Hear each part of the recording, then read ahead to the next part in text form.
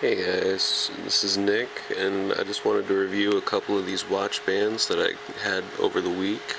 Just testing them out for a company called Ritche. I think I have it on the back of this one here. Yep. Not sure how they pronounce that, Ritche, but great watch bands. Honestly, very surprised for the price point. I think these were all between $10 and $15. Nothing crazy. I've got two NATOs, a canvas, the padded leather, and then I've got them on two of these vintage ones. This is the one here, the sharp one that I wear every day. It's something that I really enjoy. It's a $20 watch, and nothing I spend anything crazy on. The band looks really nice. It's got a little bit of wear right here, but not the end of the world. The nice thing I like about these two is that the fitment on the buckles is really tight, so there's no wiggle room. Nothing feels out of place. And the canvas one by far surprised me. Super sturdy. You can see how they even stitched around all the holes so it didn't fray or anything like that. Super, super nice buckle.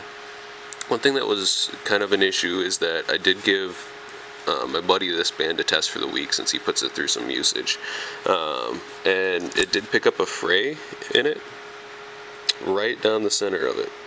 But honestly, I think that was his own fault. I don't honestly think that was the company's fault. Another thing that's kind of weird about the size of this one specifically is that when I put it on, I end up with, whoops, let's try to get it wrapped up here a little bit.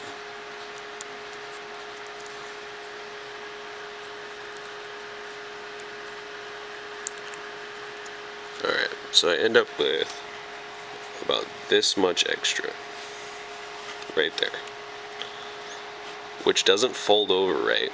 It doesn't sit right, and this is just exposed to wear.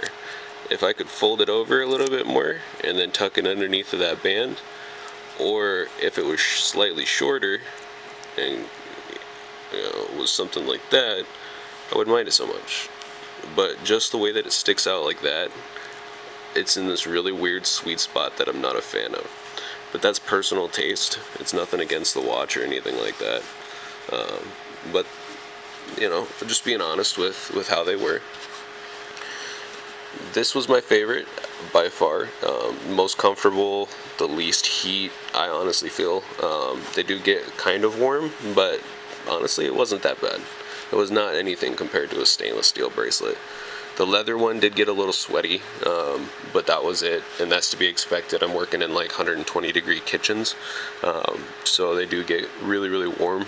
The canvas I liked. It was good for the water and everything. It actually kind of felt nice when it was slightly damp.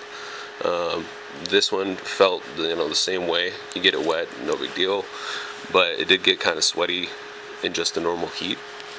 The canvas NATO here, or the NATO I should say, it's not really canvas, I like the most, even though it was kind of cheap feeling. I mean, it's like really soft and I feel like it would fray really easily, but the fact that it had this loop up here, it kind of solved that problem I was talking about earlier, because then you could just fold over whatever you have and just tuck it in, and it was perfect.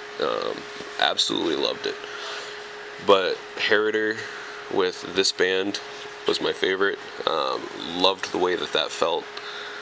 The padded leather was a close second, and then the NATOs were tied for me. I really liked the feel of them. This one's a lot more rugged feeling instead of feeling soft, so if you like that tougher NATO feel where it's just nice and stiff, like that's a fantastic, fantastic band for it. But they all look phenomenal. The fitment's great. They even have the quick releases on them, which I love. So shout out to Ritche, thanks for letting me test them. I definitely enjoyed all four of them. They were really, really good for the price point.